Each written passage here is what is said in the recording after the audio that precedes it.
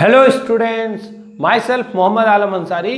तो बच्चों, आज है पॉलिटेक्निक एंट्रेंस एग्जाम के प्रिपरेशन का डे 16 और आज हम जो डे 15 में हमने पढ़ा था केमिकल बॉन्डिंग वैलेंसी से रिलेटेड टॉपिक्स, उस पर हम कुछ बेस्ट और प्रॉब्लम्स को डिस्कस करेंगे। मैंने उनकी एक समरी बनाई है जो कि बोर्ड पे आपको दिख रही होगी और उसके बाद आज हम शुरू करेंगे लैंग्वेज ऑफ केमिस्ट्री।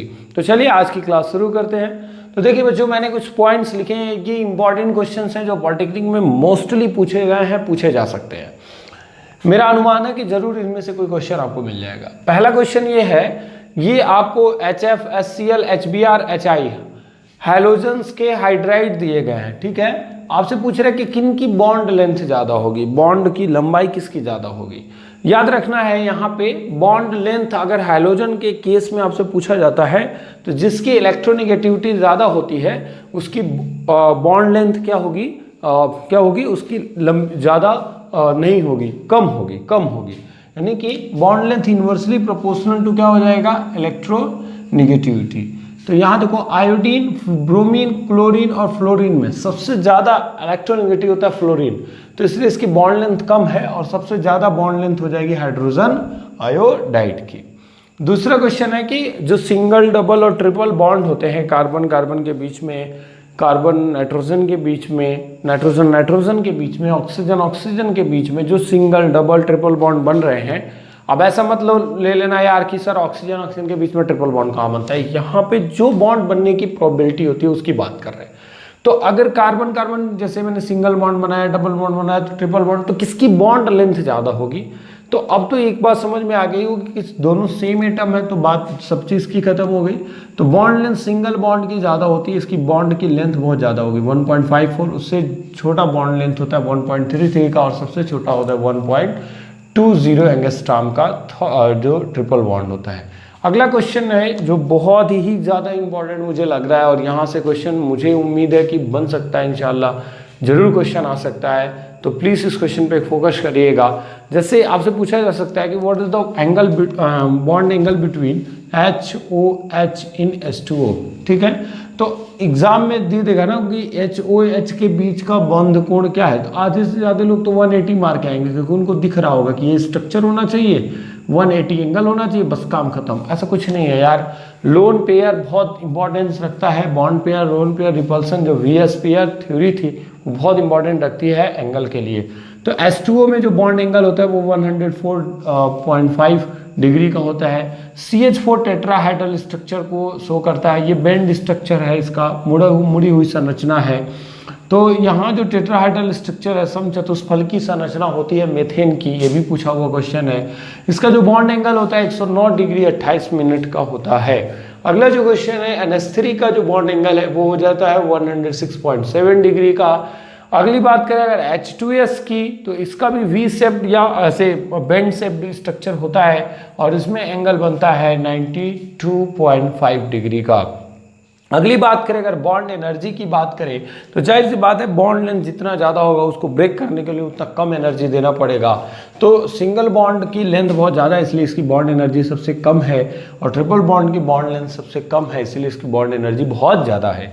आगे बात करें अगर हम FF, OF, NF, CF में कि सर्वाधिक ध्रुवता, सबसे ज़्यादा पोलर नेचर का कौन सा है, इसमें सबसे ज़्यादा पोलरिटी किस कंपाउंड में है। तो जब हम इस तरह की बात करें कि इन सब में पोलरिटी का नेचर देखेंगे which is the polar between them, तो आपको देखना होगा कि कहाँ पे इलेक्ट्रोनिगेटिविटी का डिफरेंस ज़्यादा है। जहाँ पे इलेक्ट्रोनिगेटिविटी का डिफरेंस ज़्यादा होता है, विद्युत ऋणात्मकता का अंतर ज़्यादा होता है, वहाँ पोलरिटी नेचर ज़्यादा डेवलप होता है। यहाँ विद्युत ऋणात्मकता का अंतर लगभग 0 है तो इसमें पोलर नेचर बहुत ज़्यादा नहीं होगा, क्रॉस कर रहा हूँ मैं। यहाँ पे होगा विद्युत पोलरिटी का नेचर होगा बट यहाँ पे बहुत कम होगा क्योंकि ऑक्सीजन और फ्लोरीन के बीच में विद्युत ऋणात्मकता का अंतर बहुत कम है। नाइट्रोजन और फ्लोरीन में भी वही हाल है, लेकिन कार्बन और फ्लोरीन में सबसे ज़्यादा है विद्युत ऋणात्मकता का अंतर, इसलिए सबसे ज़्यादा पोलरिटी का जो नेचर शो करेगा वो कौन शो करेगा बच्चों, CF शो करेगा। ठीक है, ये बात याद रखनी है। आगे आएंगे अगर हाइड्रोजन बॉन्डिंग, जो मैंने पिछले वीडियो लेक्चर में आपसे कहा था कि मैं चौथे प्रकार के जो बॉन्ड की बात कर रहा था हाइड्रोजन बॉन्ड, उसकी बात करूंगा। तो हाइड्रोजन बॉन्डिंग की अगर बात करें तो यार होता क्या है कि हाइड्रोजन जब किसी मोर इलेक्ट्रोनेगेटिव एलिमेंट से जुड़ा होता है तो उस हाइड्रोजन के पास एक टेंडेंसी होती है कि वह किसी दूसरे इलेक्ट्रोनेगेटिव हायर इलेक्ट्रोनेगेटिव एलिमेंट के साथ एक पार्शियल बॉन्ड बना सके, एक क्षीणबंध बना सके। And this tendency and this nature is known as what, hydrogen bonding. अगर एक ही जैसे भिन्न भिन्न अणुओं के बीच में, जैसे HF या H2O के अणुओं के बीच में, बहुत सारे अणुओं के बीच में बॉन्ड बनता जा रहा है तो उसे कहते हैं इंटरमॉलिक्यूलर हाइड्रोजन बॉन्डिंग। और अगर एक ही अणु के बीच में हमें हाइड्रोजन बॉन्डिंग मिल रही है तो उसको हम क्या कहते हैं, इंट्रामॉलिक्यूलर हाइड्रोजन बॉन्डिंग, जैसे आर्थोनाइट्रोफिनॉल में मिलता है। तो हम बात कर रहे थे कि हाइड्रोजन बॉन्डिंग, इसके क्या एडवांटेज है। एडवांटेज ये होगा कि बॉइलिंग पॉइंट इसका ज़्यादा हो जाएगा। जिनमें हाइड्रोजन बॉन्डिंग होगी वो वाटर सॉल्युबल होंगे, वाटर सॉल्युबल होगा। ठीक है, जैसे आपने देखा होगा कि ग्लूकोज जो होता है वाटर सॉल्युबल होता है, वो भी हाइड्रोजन बॉन्डिंग बनाने की प्रोबेबिलिटी रखता है। अल्कोहल आल्सो सॉल्युबल है वाटर में डिजॉल्व हो जाता है। ठीक है, तो वहाँ पे यही चीज़ है कि वो मिक्स हो रहा है अगर वाटर के साथ, तो क्यों हो रहा है, क्योंकि वहाँ पे हाइड्रोजन बॉन्डिंग मिल रही है। ठीक है बच्चों, तो मैंने जो क्वेश्चंस आपको बताए ये बहुत इंपॉर्टेंट है, इंशाल्लाह ये क्वेश्चन में पूछे जा सकते हैं। तो आपको बस फोकस करना है क्वेश्चंस के बारे में और उनको डिटेल अच्छे से पढ़ लेना है जैसे मैंने आपको बताया है। तो इन क्वेश्चंस को पहले पॉज करके नोट कर लीजिए, तो फिर मैं आपको शुरू करता हूँ आज की जो क्लास है लैंग्वेज ऑफ केमिस्ट्री। बहुत आसान है, थोड़ी देर पढ़ेंगे, बहुत अच्छे से आप उसके सारे क्वेश्चंस को सॉल्व कर पाएंगे। तो पहले इसको पॉज करके नोट करिए, तो फिर मैं बताता हूँ आज आपको लैंग्वेज ऑफ केमिस्ट्री के बारे में। ठीक है, तो अब देखिए बच्चों, अब जो हमारा अगला टॉपिक है, मैंने कहा कि आज मैं जो शुरू करने वाला हूँ एक नया चैप्टर आपके लिए, वो है लैंग्वेज ऑफ केमिस्ट्री, जिसको हम कहते हैं रसायन की भाषा। बच्चों ये बेसिक चीज़ है केमिस्ट्री की। कुछ लोग इसको स्टार्टिंग में पढ़ा देते हैं, पढ़ा देना भी चाहिए, बट मुझे लगा कि मैं जहाँ पे पढ़ाना चाह रहा हूँ वहीं पे पढ़ाना ही बेहतर रहेगा, इसलिए मैं आज इसको अब डिस्कस कर रहा हूँ लैंग्वेज ऑफ केमिस्ट्री को। देखो यार, लैंग्वेज ऑफ केमिस्ट्री में बात होती है सिंबल की, एलिमेंट्स की, तो ये सारी चीज़ें बस एकेडमिक के लिए अच्छी लगती हैं, लेकिन जो सबसे इंपॉर्टेंट टॉपिक जहाँ से ये शुरू करना है मुझे वहाँ से शुरू करता हूँ। लैंग्वेज ऑफ केमिस्ट्री रसायन की भाषा में सबसे पहला आता है सरलतम सूत्र। सरलतम सूत्र जिसको हम यार कहते हैं मूलानुपाती सूत्र, जिसको हम कहते हैं मूलानुपाती सूत्र, या हम इसको इंग्लिश में कहते हैं इंपेरिकल फॉर्मूला। ठीक है बच्चों, अब देखो यार, सरलतम सूत्र या मूलानुपाती सूत्र या इंपेरिकल फॉर्मूला से क्या अर्थ निकलता है। किसी भी यौगिक का जो सरलतम सूत्र होता है उस यौगिक में उपस्थित परमाणुओं की वास्तविक संख्या को वो सरलतम अनुपात को दिखाता है। उस यौगिक में उपस्थित परमाणुओं की सरलतम अनुपात को जो बताएगा जो सूत्र, उसी को कहेंगे मूलानुपाती सूत्र या सरलतम सूत्र। मैं उदाहरण बताता हूं आपको, जैसे C6H12O6, this one is the formula of glucose. सबसे फेमस फॉर्मूला यही है और इसको बहुत अच्छे से समझना हमको। अब देखो यार, यहाँ पे अगर आप रेशियो को चेक करो ना तो 6:12:6 एटम के बारे में अगर देखो, 6 कार्बन 12 हाइड्रोजन ऑक्सीजन 6, अगर इनका सिंपलेस्ट रेशियो निकालोगे आप तो क्या मिलेगा दोस्त, 1:2:1, 6 कम 6, 6 दूना 12, 6 कम 6। यानी कि अगर मैं यहाँ पे इसका एक सिंपलेस्ट फार्मूला लिखना चाहूँ तो CH2O का होल n, तो this one is what, this one is empirical formula. तो मूलानुपाती जो सूत्र होता है वो सरलतम सूत्र होता है किसी भी यौगिक का, जो ये बताता है कि उसमें जो उपस्थित परमाणु हैं उनका सरलतम अनुपात क्या है। तो आपसे जो एग्जाम में पूछेगा वो या तो कोई यौगिक दे देगा और कहेगा कि इसका सरलतम मूलानुपाती सूत्र हो सकता है या होगा, तो आपको बस जज क्या करना है यार, बड़ी इंपॉर्टेंट चीज़ ये है कि जिस यौगिक की बात करेगा उसका आपको मॉलिक्यूलर फॉर्मूला पता होना चाहिए। और मुझे उम्मीद है कि आप कर ले जाएंगे, ऐसा कोई क्वेश्चन नहीं आएगा जो आपको मॉलिक्यूलर फॉर्मूला नहीं पता होगा, अभी पूरा कंप्लीट करने के बाद कर लेंगे। तो बस ये ध्यान देना है कि जब मूलानुपाती सूत्र कहेगा तो उसके सबसे सिंपलेस्ट फॉर्म के बारे में सोचेंगे, ठीक है ना। तो ये सबसे बेसिक बात हो गई मूलानुपाती सूत्र की। तो जैसे सरलतम सूत्र या मूलानुपाती सूत्र आता है, उसी तरह से हमें मिलता है आणविक सूत्र या अणु सूत्र। इसको मैं हटा दूं बच्चों। चलो अब आता है अणु सूत्र क्या होता है। तो अणु सूत्र या आणविक सूत्र की अगर हम बात करें,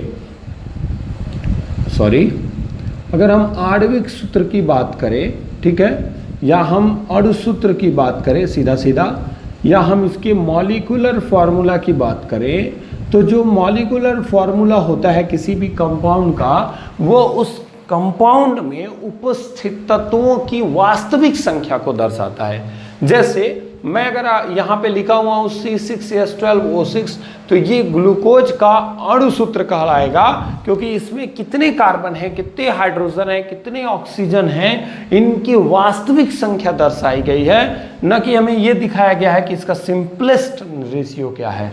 यहाँ पे जो वास्तव में इसमें अणु है जितने हैं, उनकी संख्या को रिप्रेजेंट कर दिया गया है। इसीलिए अगर मैं आपसे पूछने की कोशिश करूं कि बताइए बच्चों कि ग्लूकोज का अणु सूत्र क्या होगा, तो वो हो जाएगा C6H12O6 हो जाएगा। तो अणु सूत्र को डिफाइन कर दे रहा हूं, एक बार कॉपी में नोट कर सकते हैं कि किसी भी यौगिक का जो अणु सूत्र होता है वो उसमें उपस्थित तत्वों की वास्तविक संख्या को, उपस्थित परमाणुओं की वास्तविक संख्या को क्या करता है, व्यक्त करता है। चलो बच्चों जल्दी इसको पॉज करके नोट करो, तो फिर आगे बढ़ता हूं मैं। हो गया? चलिए अब देखो बच्चों, एक अहम बात जो केमिस्ट्री में सीखना चाहिए, हर बच्चे को आना चाहिए, और ये बेसिक चीज़ें हैं जो क्लास 9th वगैरह में सिखाती जाती हैं। जैसे आपको किसी भी तत्व के ऑक्साइड की बात करता हो, किसी तत्व के नाइट्राइड की बात करता हो, किसी तत्व के एसीटेट की बात करता हो, किसी तत्व के सल्फेट की बात करता हो, बोरेट की बात करता हो, यानी कि मैं बात करने वाला हूं आपसे कि आपसे कोई भी केमिकल फार्मूला की बात करता है, तो उस केमिकल फार्मूला को बनाने में अगर वो उदासीन है, तो जाहिर सी बात है कि धनायन और ऋणायन दोनों मिले होंगे, तभी वो अणु सूत्र, वो सूत्र बना होगा, उस यौगिक का सूत्र बना होगा। जैसे मैं एक सिंपल चीज़ आपको समझाने की कोशिश कर रहा हूँ, प्लीज़ समझने की कोशिश करिए। जैसे मैंने कह दिया बच्चों सोडियम कार्बोनेट का सूत्र लिखो, सबने लिख दिया Na2CO3। मैंने आपसे कह दिया कि पोटेशियम सल्फेट का सूत्र लिखो, सबने बड़े मज़े से लिख दिया K2SO4। मैंने सबसे कहा कि एल्युमिनियम हाइड्रोक्साइड का सूत्र लिखो, सबने लिख दिया AlOH का होल थ्राइस। इन तीन फॉर्मूलों पर अगर हम विचार करें तो Na2CO3 बना तो बना कैसे, K2SO4 बना तो बना कैसे, AlOH का होल थ्राइस बना तो बना कैसे, और यहाँ पे अगर सोडियम की संयोजकता पूछ ले तो क्या होगी, यहाँ पे सल्फेट की संयोजकता पूछे तो क्या होगी, यहाँ पे अगर हाइड्रोक्साइड की संयोजकता पूछे तो क्या होगी। बहुत इंपॉर्टेंट है ये, और इसको सीखने के लिए आपको कुछ बातें, बहुत बेसिक चीज़ें जाननी होंगी, जिनको मैं आपको बताने जा रहा हूँ। ऐसा मत सोचना यार कि ये चीज़ें तो केमिस्ट्री की शुरुआत की चीज़ें हैं, इनको नहीं जानना चाहिए, बिल्कुल जानना चाहिए। कोई ऐसी चीज़ नहीं है जो हमको नहीं जानना चाहिए। हमारे एग्ज़ाम के लिए हमारा नॉलेज बहुत मायने रखता है कि हम कितना तैयारी के साथ अपने एग्ज़ाम में जाते हैं। जैसे देखो, जो लिथियम, पोटेशियम, रुबिडियम, ठीक है, सिर्फ इन्हीं की बात करो, लिथियम, सोडियम की भी बात करो, ये सभी धनायन बनाते हैं, 1+ बनाते हैं। मैग्नीशियम, कैल्शियम, बेरिलियम, ठीक है, ये सभी 2 धनायन बनाते हैं। जिंक भी 2 धनायन बनाता है। आपको मैंने इसके पहले संयोजकता लिखवाया था, वहाँ आप देखेंगे तो ये निकल भी 2+ बनाता है, ठीक है। आयरन जो होता है वो +2 बनाता है जब अस होता है। पिछले वीडियो लेक्चर में मैंने बताया था अगर +3 बनाता है जब वो इक होता है, ठीक है। ये चीज़ें मैं जो लिखवा रहा हूँ बहुत इंपॉर्टेंट है। एल्युमिनियम हमेशा +3 बनाने की कोशिश करता है, ठीक है। बेरियम +2 बनाता है, ये भी आपको पता होना चाहिए। लेड Pb +2 बनाता है, +4 भी बनाएगा, ठीक है। Cu+ भी बनाता है, Cu+2 भी बनाता है, आपने देखा होगा। Hg2+2 भी बनाता है और Hg+ भी बनाता है, ठीक है। तो ये चीज़ें आपको देखनी है, Hg2+2, ठीक है। मर्क्यूरिक मैंने आपको कॉन्सेप्ट सिखाया था वहाँ पे, ठीक है। इसी तरह से अमोनियम आयन भी बनता है, ठीक है। तो इनके नाम पहले तो याद रखें, ठीक है। जो इनके चार्जेस हैं उनको याद रखें, ये हमारे काम की चीज़ें हैं, बहुत काम की चीज़ें हैं। पहली बात तो ये हो गई। दूसरी बात, जब एसीटेट की बात करेगा तो CH3COO- की बात करेंगे, this one is the acetate. Nitrate की बात करेगा तो this one is the nitrate, NITRATE, nitrate हो गया, सॉरी NO3-, ठीक है, नाइट्राइट हो गया, सोडियम नाइट्राइट NaNO3 नाइट्राइट हो गया, ठीक है, नाइट्राइट लिखिए। अच्छा, अगर मैं बात करूं सल्फेट की तो क्या हो जाएगा, जल्दी बताइए, SO4 सल्फाइड की बात करें तब क्या हो जाएगा, S सल्फाइट की बात करें तो क्या हो जाएगा, SO3 ठीक है। अगर हम यहाँ से बोरेट की बात करें तो क्या हो जाएगा, BO3 ठीक है। अगर हम यहाँ पे साइनाइड की बात करें तो क्या हो जाएगा, CN- हो जाएगा, ठीक है। तो ये जो फंडामेंटल चीज़ें हैं इनको बहुत अच्छे से याद रखना है आपको। क्लोराइड की बात करें तो यार यहाँ पे Cl- होगा, ब्रोमाइड की बात करें तो क्या हो जाएगा, Br- हो जाएगा, आयोडाइड की बात करें तो हो जाएगा I-, ठीक है। तो इन सबको याद रखिए क्योंकि हमारे लिए बहुत इंपॉर्टेंट है और ये हमारे काम की चीज़ें हैं। जैसे कार्बोनेट की बात करता है, कार्बोनेट की बात करता है तो वहाँ पे क्या लिखेंगे, CO3 जहाँ पे बाई कार्बोनेट करेगा, बाई सल्फेट कर दिया, बाई सल्फेट कर दिया, H लगाओगे एक माइनस गायब कर दोगे, बाई सल्फाइड कर दिया तो H- हो जाएगा, समझ में आया, ये बाई सल्फाइड का सूत्र है। बाई सल्फाइड कहेगा तो H आगे लगा देना, बस कुछ करना नहीं है वहाँ पे, और जब H आएगा तो प्लस के साथ आएगा तो वहाँ का एक माइनस गायब करेगा, ये बात याद रखनी है आपको, ठीक है। तो बोरेट हो गया, क्लोराइड हो गया, ब्रोमाइड हो गया, आयोडाइड हो गया, फ्लोराइड हो गया। फ्लोराइड की बात करेगा तो क्या होगा दोस्त, फ्लोराइड की बात करेगा तो F- हो जाएगा। नाइट्रेट का आप जान ही गए हैं, ठीक है, एसीटेट का जान गए, साइनाइड का जान गया। ऑक्जिलेट का क्या होता है, अगर हम ऑक्जिलेट की बात करें तो ऑक्जिलेट के लिए होता है C2O4 होगा, ठीक है। इसी तरह से जो मेटल्स हैं इनको भी याद रखें, Cr+ होता है, क्रोमियम का आप जानते होंगे, ठीक है, +3 होता है, सॉरी मैंने आपको +3 बताया था पिछले क्लास में भी, ठीक है। तो इन सबको आप बेसिकली याद रखें, मर्क्यूरस हो गया, मर्क्यूरिक हो गया। इसी तरह से मैंने आपको बताया था क्यूपरस, क्यूपरस हो गया, ये क्यूप्रिक हो गया। इन सब की वैलेंसी तो आपको 1 मिलनी ही मिलनी है, यहाँ आपको 2 मिलनी ही मिलनी है। तो अब ये क्या करेंगे, इनको लिखने से फ़ायदा क्या है, इनको लिखने से फ़ायदा ये है कि अब हमारे सारे क्वेश्चंस बहुत इजी वे में सॉल्व हो जाएंगे। अच्छा, कहीं पे ऑक्साइड की बात करेगा, यस उसको भी बता दूं, ऑक्साइड की बात करेगा तो O-, पर ऑक्साइड की बात करेगा, पर ऑक्साइड की बात करेगा तो O2 लिखना होगा, ठीक है। हाइड्राइड की बात करेगा, अगर कहीं पे हाइड्राइड की बात करेगा तो OH- की बात करेगा। फॉस्फेट की बात करेगा, देखिए ध्यान से, बहुत सारी चीज़ें छूट रही थी। फॉस्फेट की बात करेगा,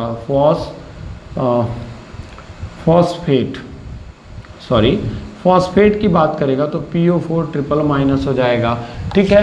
तो अगर इन सब चीज़ों की वो बात करता है आपसे तो आपको ये बात समझना होगा कि किसका फॉस्फेट, किसका नाइट्रेट, किसका सल्फेट। जैसे मैं आपसे कह दूं अब एक क्वेश्चन कि मुझे जिंक सल्फेट का सूत्र बताओ, तो ZnSO4 कैसे आया, देखो जिंक जो है उस पर जो चार्ज है वो नीचे लिख दो, ठीक है, सल्फेट पे जो चार्ज है वो नीचे लिख दो, बिना चिन्ह लिखे, समझ आ रही बात, ये कैंसिल हो गया और ये बन गया ZnSO4, समझ रही बात। अगर मैं आपसे कहूँ एल्युमिनियम फास्फेट का लिखो तो एल्युमिनियम हो गया, एल्युमिनियम पे कितना चार्ज है 3, और फास्फेट पर भी शायद 3 ही चार्ज है, देख लो कहीं पे होगा 3 चार्ज है, तो AlPO4 हो जाएगा एल्युमिनियम फॉस्फेट का। एल्युमिनियम हाइड्राइड की बात करें अगर हम, ठीक है, तो एल्युमिनियम हाइड्रोक्साइड की बात करें, ठीक है, ये हाइड्राइड नहीं है, हाइड्रोक्साइड है, हाइड्रोक्साइड, हाइड्रोक्साइड, ठीक है, हाइड्रोक्साइड की बात, अगर हाइड्राइड की बात करते हैं तो H+ होता है, ठीक है, H- H+, ठीक है, H+ कर लीजिए हाइड्राइड का, ठीक है, ये H- लीजिए, सबसे अच्छा रहेगा H- हाइड्राइड, ठीक है, और H- किसी से बाइंड अप करने की कोशिश नहीं करेगा तो इसको छोड़ दीजिए, हाइड्रोक्साइड की बात करिए, ठीक है। तो यहाँ क्या हो जाएगा, एल्युमिनियम हाइड्रोक्साइड की बात करें तो AlOH का होल थ्राइस हो जाएगा, ठीक है। तो जब भी आपसे कोई सूत्र बनाने के लिए कहेगा तो आप इसकी हेल्प से बना सकते हैं। जैसे फेरस सल्फेट बोला तो यहाँ पे 2+ है और वहाँ भी 2- है, तो क्या बन जाएगा FeSO4। फेरिक सल्फेट बोला, जैसे आपसे लिख देगा, ऐसे एग्जाम में लिख देगा और आप कन्फ्यूज ही आ जाएंगे, पूछेगा कि बताइए यहाँ पे आयरन की वैलेंसी कितनी है, तो जो इसका है वो इसका है और जो इसका है वो इसका है, नहीं समझ रहे, इसका के चक्कर में, अरे भाई जो इसकी वैलेंसी है ना वो इसके साथ लिखी जाएगी और जो इसकी वैलेंसी है वो पहले वाले के साथ लिखी जाएगी। तो अगर Fe2 लिखा हुआ है यानी कि सल्फेट की वैलेंसी 2 होती है और SO4 का होल थ्राइस लिखा है, यानी कि यहाँ पे आयरन की वैलेंसी क्या है, 3 है। समझ आए बात? तो फॉर्मूला लिख के आपसे पूछ लेगा कि इसका नाम क्या है। बहुत बेसिक क्वेश्चंस पूछे जा सकते हैं इस पे, तो इनको आप पॉज करके नोट कर लीजिए बच्चों। और भी कोई अगर नाम छूटा होगा तो उसको आप अपने बुक वगैरह से देख लीजिएगा। बहुत ज़्यादा मैंने नहीं बताया है इस चीज़ों को, तो आप उसको देखेंगे तो आपको क्लियर हो जाएगा। अभी मैं इस पर बहुत सारे क्वेश्चंस कराता हूँ, पहले इनको जल्दी से पॉज करके नोट करिए, तो फिर आगे बढ़ते हैं। जल्दी नोट करिए। जो क्वेश्चंस लिखे हैं ना, इनको थोड़ा सा ध्यान से देखो, इनको देख करके तबीयत ना बिगाड़ो अपनी, बस समझने की कोशिश करो। बड़े आसान क्वेश्चन है। जैसे CA3PO4 के होल्ड एस में कैल्शियम की संयोजकता, जैसे कुछ लोगों के दिमाग में लग रहा होगा ना कि यार रियल लैंग्वेज आप केमिस्ट्री नहीं पढ़ाते तो भी तो अच्छा रहता सर, ये तो हम लोग बहुत आराम से पढ़ लेंगे। मानता हूँ यार पढ़ लोगे, लेकिन अगर मैं एक बार पढ़ा दूंगा ना तो फिर आपको ज़्यादा ईजी हो सकता है हो जाए, और फिर आपको बहुत ज़्यादा वर्कआउट ना करना पड़े, अपना टाइम बचा करके आप किसी अच्छी चीज़ पर दे सकें। ऐसा नहीं कि अच्छी चीज़ नहीं, इससे भी क्वेश्चन आने हैं, 1-2 क्वेश्चन आने हैं। कैल्शियम फॉस्फेट में कैल्शियम की संयोजकता, बेशक मैंने अभी बताया कि जो इसकी संयोजकता है वो अगले वाले के साथ लिखी होगी। अब देखो कंफ्यूजन क्या था दोस्त, उसको लिखे नहीं होते ना तो क्या कंफ्यूजन होता, बस यहाँ पे 4 2 जा 8, सर यार 8 तो है ऑप्शन में नहीं, नन मार लेते हैं। यार समझना होगा ये फॉस्फेट है PO4, यानी ये कंप्लीट है, ये पूरा एक ठो है, तो इसकी संयोजकता क्या होगी, 2 होगी। जो इसकी संयोजकता वो इसके साथ लिखी गई है। और वैसे भी आपको याद है, अभी मैंने बताया कि कैल्शियम पे +2 होता है, बहुत आसान है। यहाँ अगला क्वेश्चन कहता है कि एल्युमिनियम की संयोजकता 3 है और सल्फेट आयन की 2 है, तो एल्युमिनियम सल्फेट का सूत्र। तो पहली बात तो ये समझिए कि जो आपको मैंने पहले लिखा सल्फेट बोरेट का सिंबल आपको पहचानना सिखाया, वो बहुत जरूरी था कि एल्युमिनियम के नीचे 3 लिख दीजिए और सल्फेट का जान लीजिए SO4 के नीचे 2, तिरछा गुणा, तो Al2SO4 का होल थ्राइस कहाँ है, यहाँ पे थर्ड ऑप्शन इज करेक्ट। अगले वाले क्वेश्चन में कार्बोनेट मूलक पर आवेश क्या होगा। कार्बोनेट मूलक क्या होता है, मूलक क्या होता है, मूलक वे धनावेशित या ऋण आवेशित परमाणु या परमाणुओं के समूह होते हैं जिनकी कुछ संयोजकताएं क्या होती हैं, मुक्त होती हैं, फ्री होती हैं। जैसे कार्बोनेट मूलक की बात करें तो जैसे देखिए CO3 ठीक है, तो आप अब बताओ इस पर कितने माइनस हैं, 2 माइनस है।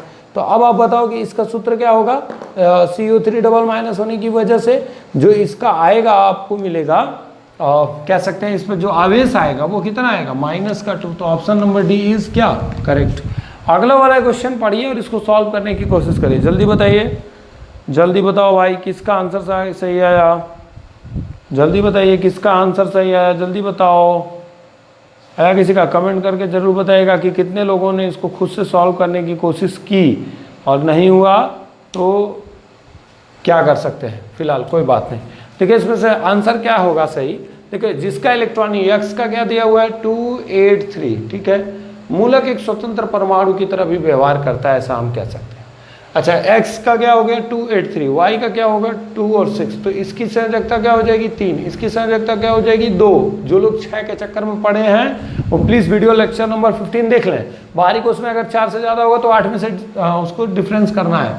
तो x के नीचे क्या लिखेंगे 3, y के नीचे क्या लिखेंगे 2, बस x का y वाले के साथ, y वाले का x वाले के साथ, तो x2y3 कहीं है क्या, yes x2y3, C option is correct. तो जल्दी से इन क्वेश्चंस को पॉज करके नोट कर। इतनी बातें आपको समझ में आ गई। अब मैंने जो आपसे कहा है कि मैं जो अब आपको पढ़ाने जा रहा हूँ वो क्या है कि किसी यौगिक में किसी तत्व की प्रतिशत मात्रा ज्ञात करना। जैसे एक क्वेश्चन बहुत मेरा फेवरेट क्वेश्चन है कि अमोनिया NH3 में आप नाइट्रोजन की प्रतिशत मात्रा बताइए। यार बहुत ईजी है यार। एक और ले लेते हैं, urea NH2CuNH2, the first organic compound which is synthesised in laboratory is known as urea, और इसकी खोज किसने की थी, वोहलर ने, ठीक है।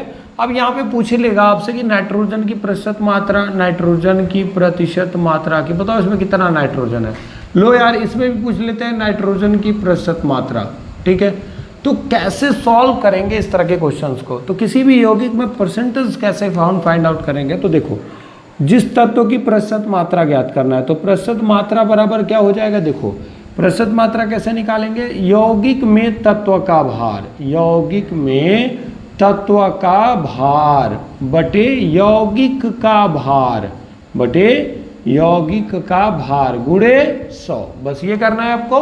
आपको ध्यान देना होगा जिस तत्व की प्रतिशत मात्रा पूछ रहा है तो जिस तत्व का आपसे परसेंटेज वैल्यू पूछ रहा है उस कंपाउंड में, बस आपको उसका भार निकाल लेना उस यौगिक में, फिर उस यौगिक का भार निकालना है, गुणे 100 करना है। कैसे करना है चलिए सीखते हैं इसको। देखो बच्चों एक बात जान लो, नाइट्रोजन का भार 14, हाइड्रोजन का भार 1, ऑक्सीजन का भार तो आप जानते हैं 16, कार्बन का भार जानते हैं 12 होता है। ये आपको पता होना चाहिए, दिया भी रहेगा, मोस्टली दिया रहेगा। तो पहले यहाँ पे देखो कि NH3 में नाइट्रोजन का भार क्या होगा, तो नाइट्रोजन की प्रतिशत मात्रा क्या हो जाएगी, किसमें आप ढूंढ रहे हो बाबू, एमोनिया में, NH3 में, तो क्या हो जाएगा, चलो अब यौगिक में तत्व का भार, तो इस नाइट्रोजन का भार कितना होगा 14, नाइट्रोजन का 14 होता है, NH3 का कितना होता है 17 गुणे 100। बस इसको सॉल्व कर लेंगे, आपका आंसर क्या हो जाएगा, मिल जाएगा। बस अब इस बात का ध्यान देना होगा कि उस यौगिक में उस तत्व की मात्रा कैसे ढूंढना है। जैसे दूसरे वाले क्वेश्चंस में हम ज़्यादा अच्छे से क्लियर कर पाएंगे। अगर हम देखें NH2CO NH2 की बात करें तो यहाँ पे अगर हमें नाइट्रोजन की परसेंटेज वैल्यू फाइंड करनी है, नाइट्रोजन की प्रतिशत मात्रा चाहिए अगर हमको, तो नाइट्रोजन है कितना यहाँ पे, तो देखो यार यहाँ पे 2 नाइट्रोजन है, तो 14 दूना क्या हो जाएगा 28, और इसका भार निकालोगे तो 60 आएगा। कैसे, नाइट्रोजन का 14, हाइड्रोजन का 2, ऑक्सीजन का 12, कार्बन का 12, ऑक्सीजन का 16, नाइट्रोजन का 14, हाइड्रोजन का 2। देखो जो अणुभार निकालते हैं ना, सारा का सारा भार जोड़ देते हैं, ठीक है, हर एक अणु का भार जोड़ देंगे। जैसे नाइट्रोजन अकेला है, परमाणु है, तो परमाणु का भार, हाइड्रोजन अणु है तो एक हाइड्रोजन का परमाणु भार 1 होता है, तो 2 है तो 2 रख दिया, कार्बन का 12, और सब प्लस करते चले जाएंगे। तो 14 12 16 16 12 16 और 12 कितना होगा 28 होगा, 28 और 2 30, 30 और 30 कितना हो जाएगा 60, ये आ गया 60। अब करिएगा दोस्तों, जरूर आपका 60 आ जाएगा, 60 इसका भार आएगा, और नीचे लिखेंगे यौगिक का भार 60 गुणे 100। बस कहानी खत्म, 2800 बटा 60, 1 0 से 1 0 खत्म, 280 बटा 6, 6 चौको 24 हो गया ना, 40 हो गया, 6 सते 42, तो 47 पॉइंट समथिंग आएगा, जो भी आया आपका वो निकाल लीजिएगा भाग दे करके। तो मैं आपको सिखा रहा था कि कोई भी यौगिक दे दे तो उसमें आप किसी भी तत्व का प्रतिशत मात्रा बता सकते हैं। एक क्वेश्चन आया कि नीला थोथा में, ठीक है, आपने पढ़ा होगा, सुना होगा उसका सूत्र, नीला थोथा का सूत्र बड़ा इंपॉर्टेंट होता है, CuSO4.5H2O। इसमें पूछ देगा आपसे कि जल की प्रतिशत मात्रा बताइए, क्रिस्टलन जल के प्रतिशत मात्रा बताइए 5H2O, ठीक है। तो कुछ मत करो, पहले इसका अणुभार निकालना सीख जाओ, फिर कहानी खत्म। पहले इसको पॉज करके नोट करिए, तो फिर मैं आपको बताता हूँ कि नीला थोथा में हम कैसे परसेंटेज एरर प्रतिशत मात्रा निकालेंगे। किसका निकालना है, जल का, क्रिस्टल अणु जल का प्रतिशत मात्रा हम कैसे निकालेंगे, थोड़ा जल्दी से नोट करिए, फिर मैं आपको बताता हूँ बच्चों। हो गया, चलो अब देखो यार, मैं आपको बताता हूँ कि कैसे आप CuSO4.5H2O में जल की प्रतिशत मात्रा निकालेंगे।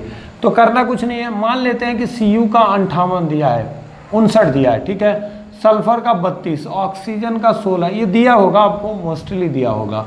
अब लिखो यार 59 प्लस 32 प्लस ऑक्सीजन कितना है 16 चौको 64 प्लस, अब जल का कौन नहीं जानता है यार, H2O का 2 प्लस 16, 16 2 18 ग्राम, मतलब 18 इसका मॉलिक्यूलर वेट होगा, तो 18 पचे कितना हो जाएगा 90, ठीक है। अब सब जोड़ लीजिए, तो कितना हो जाएगा, जोड़ो जल्दी से, 4 2 6 9 6 15 को 5 बचा 1, 10 10 6 16 16 5 21 3 24, 245। एक बार चेक कर लीजिएगा आप ऐड करके।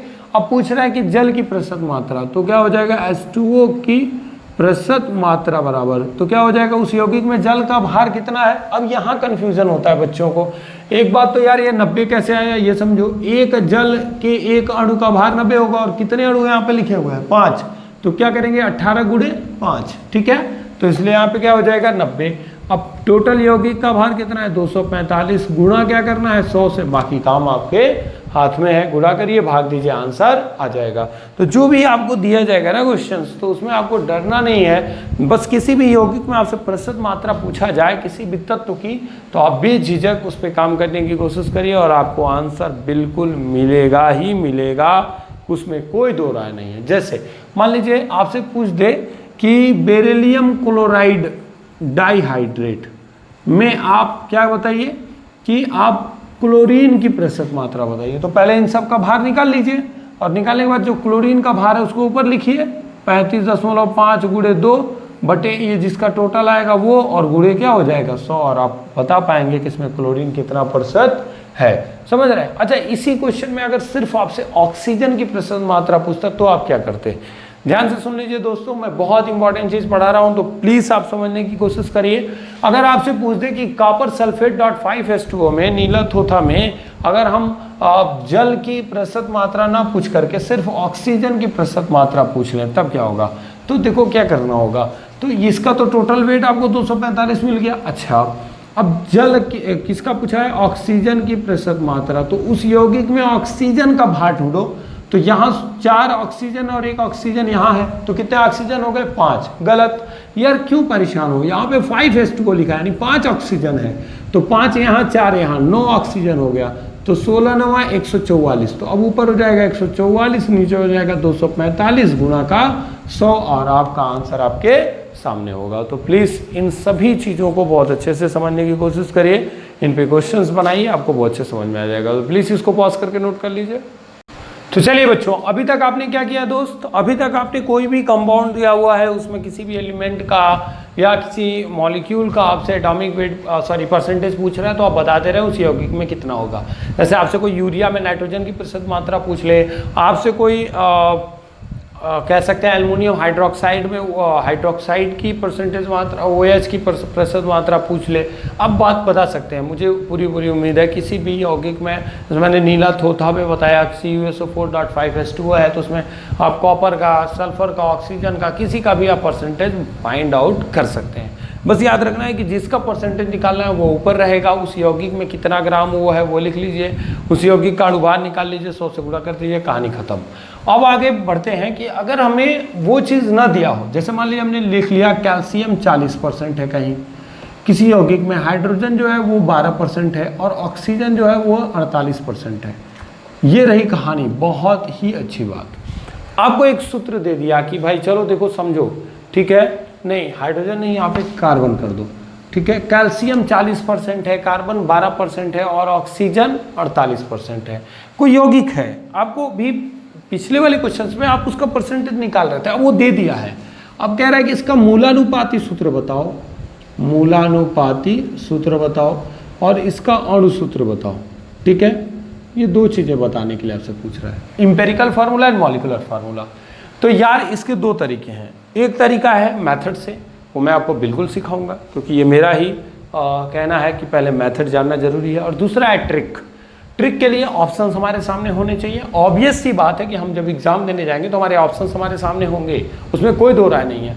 बट कभी कभी ऐसा होता है ना यार कि हम जल्दीबाजी में ब्लंडर करके आते हैं, बहुत सारी गलतियां करके आते हैं, ठीक है। मैं अपने खुद के अनुभव में बता रहा हूँ आपको।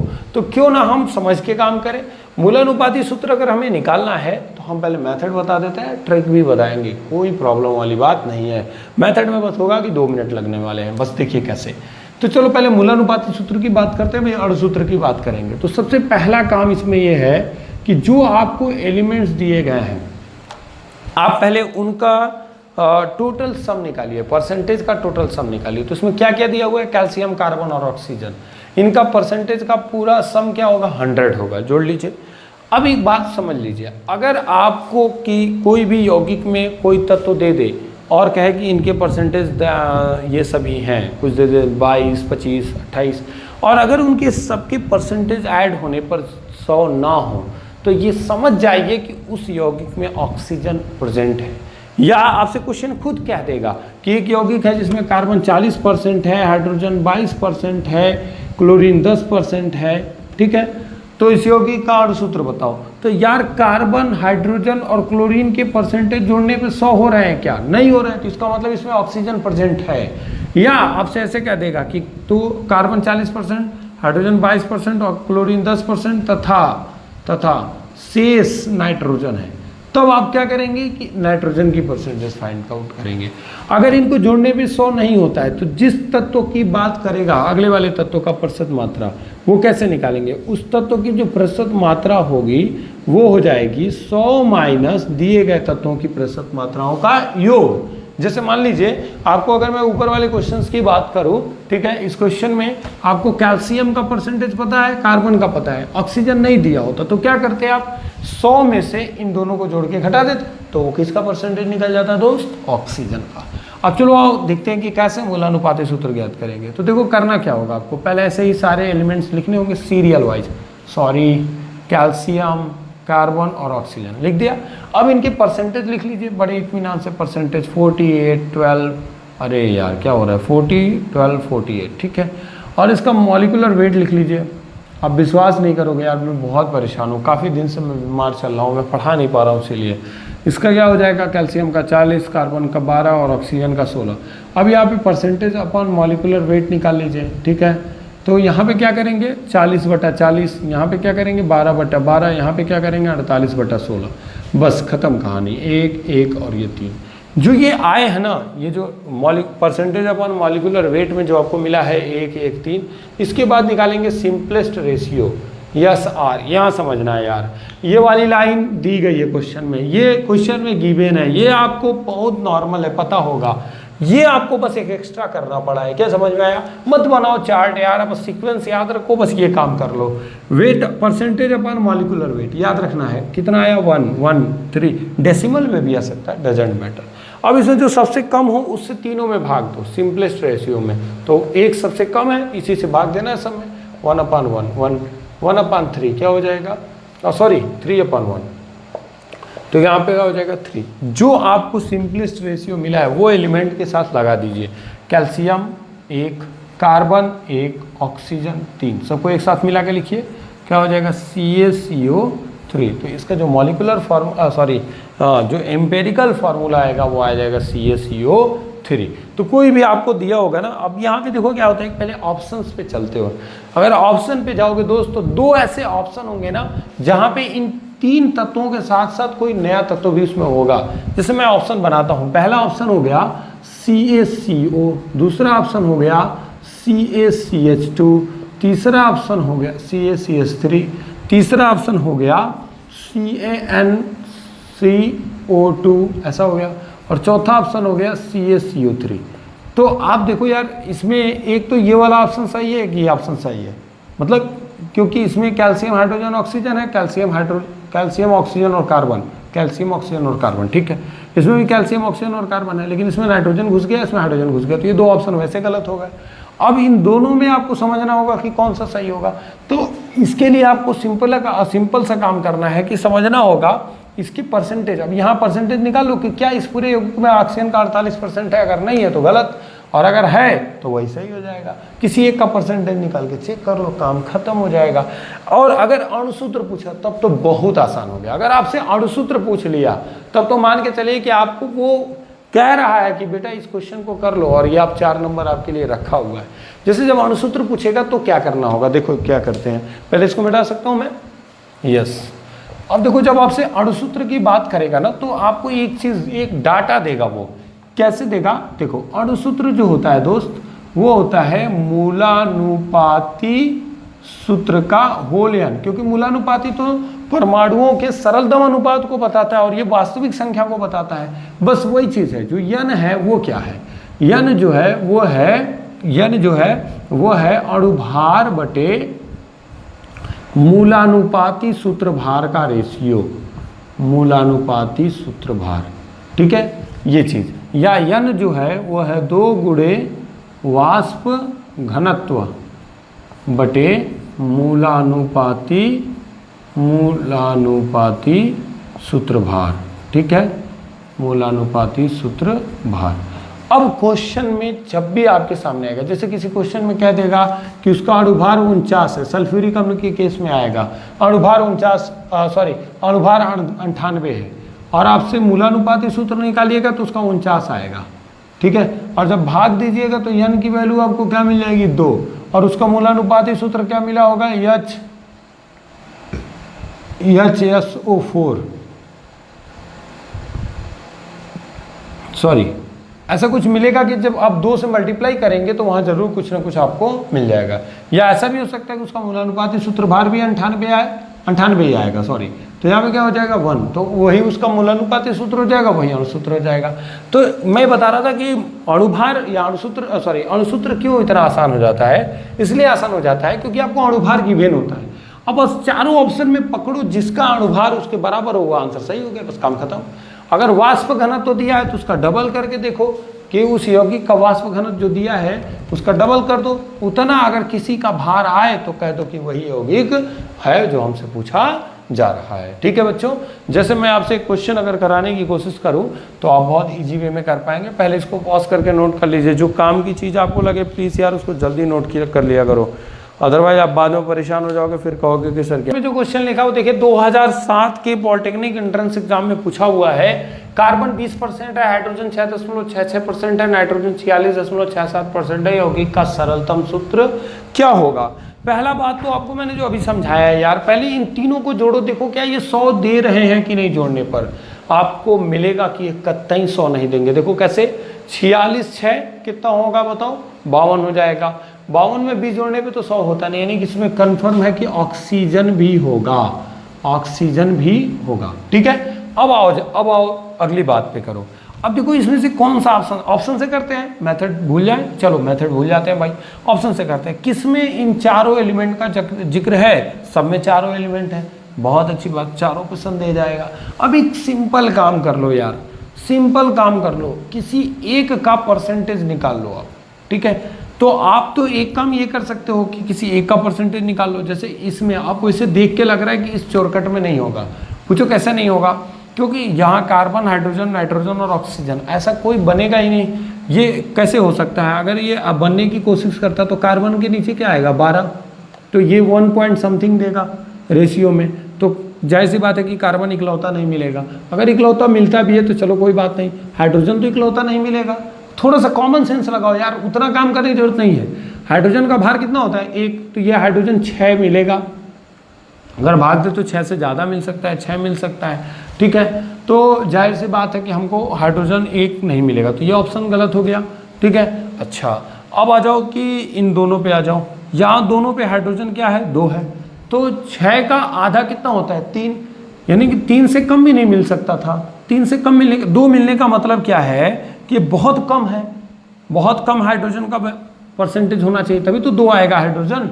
क्योंकि यार जब आप भाग दोगे ना तो सबसे सिंपलेस्ट वाला जो आएगा उससे जब आप भाग दोगे ना उस 6.66 में, कितना भी सिंपलेस्ट आएगा तो 12 दूना 24, ये 1 पॉइंट समथिंग आएगा, और 1 पॉइंट समथिंग जो भी आए 355 आए, अगर भाग दोगे तो कभी भी वो 3 से ज़्यादा ही आएगा। तो फिर ये दोनों ऑप्शन गलत हो गए, तो वो ऑप्शन नंबर 20 क्या हो गया, करेक्ट हो गया। थोड़ा सा कॉमन सेंस लगाना है, थोड़ी सी मेहनत करनी है, तो इस तरह के सारे प्रॉब्लम्स आपके हिसाब से क्या बस आप ही से सही होने वाले हैं। अगर आपने मेरा वीडियो लेक्चर पूरा अच्छे से देखा है तो बहुत आसानी से आप कर सकते हैं। ठीक है, अब चलो इसी पर एक क्वेश्चन है, मतलब इसी जो टॉपिक पढ़ाया मैंने अभी, जैसे कहता है कि एक धातु के क्लोराइड का सूत्र MCl3 है। ध्यान से सुनना, एक धातु के क्लोराइड का सूत्र है यार MCl3। कहता है इसके ऑक्साइड का सूत्र क्या होगा। समझो बात को यार, क्लोराइड का सूत्र दिया है तो यम मतलब मेटल, इसकी वैलेंसी क्या हो गई 3। अब पूछ रहा है ऑक्साइड का सूत्र, कौन जाए परेशान होने, आंसर सामने जब है तो क्या हो जाएगा M2O3। ऐसे कहते हैं किसी धातु के फास्फेट का सूत्र यह है। ठीक है, कहते हैं इस धातु के कार्बोनेट का सूत्र क्या होगा, कोई बात नहीं, फास्फेट मतलब PO4 3 होता है इसका, तो इसकी भी 3 होगी वैलेंसी, तभी तो 3 और 3 नीचे वाला कैंसिल होकर के MPO4 बना है।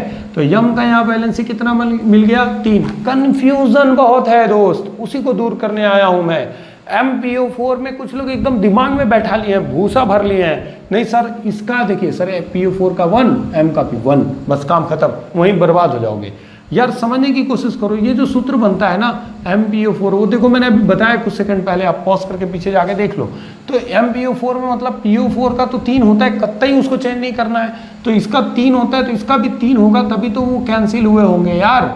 तो तुम्हारा फॉर्मूला मिला होगा MPO4, तो यहाँ M की कितनी आ गई 3। अब जो पूछे इसका सल्फेट पूछे, कार्बोनेट पूछा था तो CO3 और इसके नीचे 2, बस कहानी कुछ नहीं है, M2 CO3 का क्या हो जाएगा, होल थ्राइस, बस काम खत्म। तो कुछ ऐसे भी क्वेश्चंस आपसे एग्जाम में पूछे जाते हैं। मुझे उम्मीद है कि आज का वीडियो लेक्चर आपको बहुत पसंद आया होगा।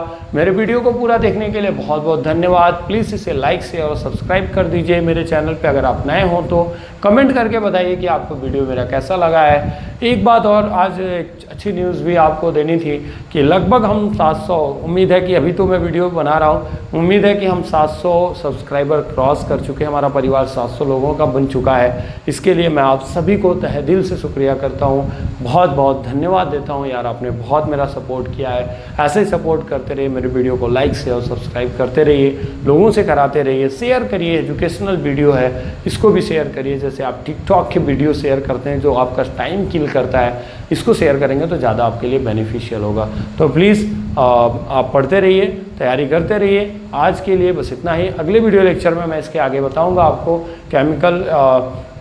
लैंग्वेज ऑफ केमिस्ट्री से कुछ क्वेश्चन वॉल्यूमेट्रिक एनालिसिस के बेसिस पे, ठीक है। तो अगला वीडियो लेक्चर बहुत बढ़िया होने वाला है, बहुत न्यूमेरिकल बेस्ड होने वाला है। तो तैयार रहिए अगले वीडियो लेक्चर के लिए। तब तक के लिए बहुत बहुत धन्यवाद। Thank you.